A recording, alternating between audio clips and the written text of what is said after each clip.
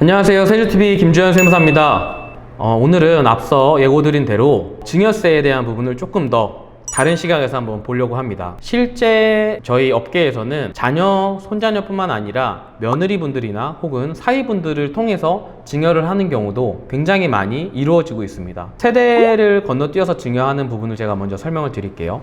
세대 생략 증여라고 하는 건 뭐냐면 할아버지가 있고 아버지가 있고 자녀가 있는 경우에 자녀를 건너뛰고 손주에게 직접 할아버지가 증여를 하는 경우를 의미합니다.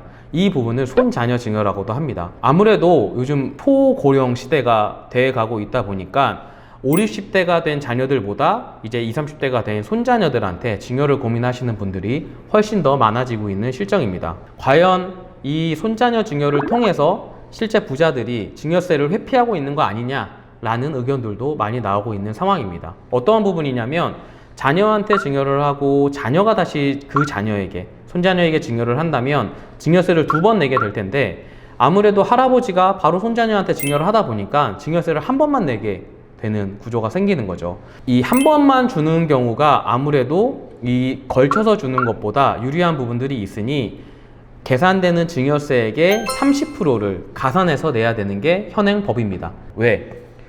자녀가 넘어뛰고 줄 때 아무 페널티도 없으면 누구나 다 손자녀한테 줄 거라고 생각을 하거든요.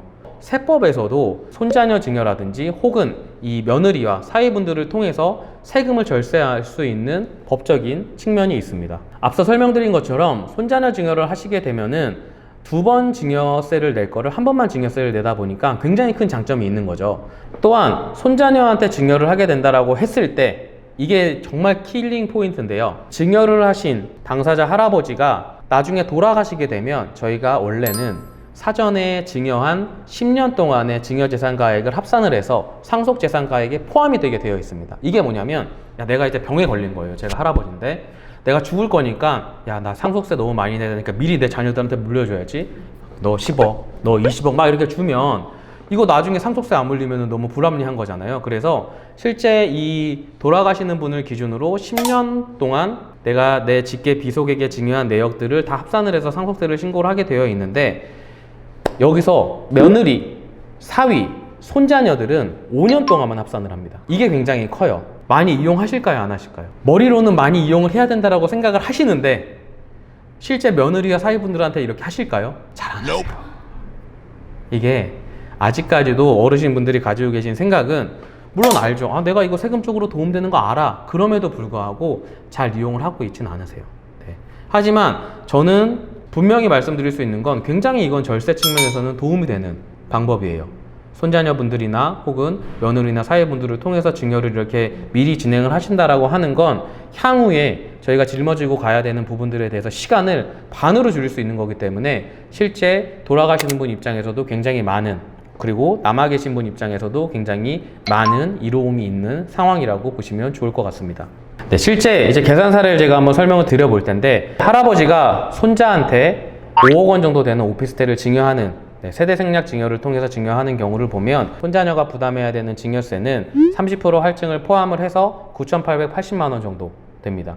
여기에다가 저희가 뭐 취등록세까지를 더한다라고 했을 때 취등록세 한 2천만 원으로 계산을 했을 때 실제 손자녀가 부담해야 되는 세금은 1억 1,880만 원 정도 됩니다.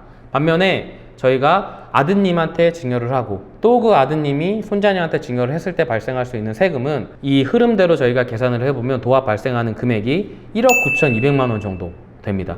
차이가 나죠?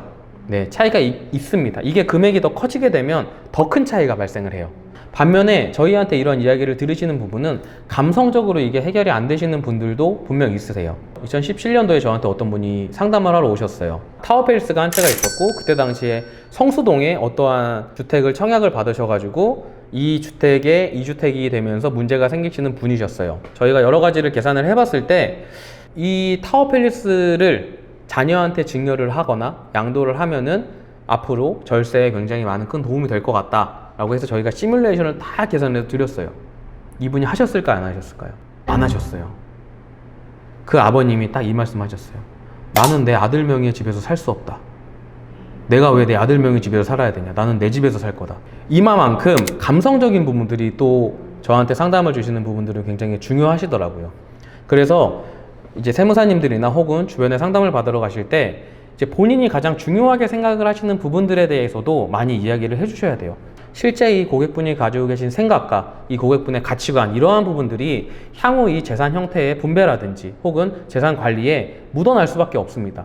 그렇기 때문에 혹 상담을 받으러 가신다라고 하면 다시 한번 말씀드리지만 본인이 가지고 계신 가장 중요하게 생각을 하고 있는 이런 가치관이라든지 이런 생각들을 말씀을 해주시면 아마 상담을 하시는 세무사님들께서도 훨씬 더 상담을 받으러 오신 분한테 맞는 솔루션을 주실 거라고 생각을 하고 있습니다. 네, 오늘은 며느리와 사위분들을 위한 영상으로 준비되었었습니다. 이 영상을 보시고 꼭 다시 한번 향후 증여에 대한 부분들도 고민해 보시는 시간을 가져보시길 바라겠습니다. 감사합니다.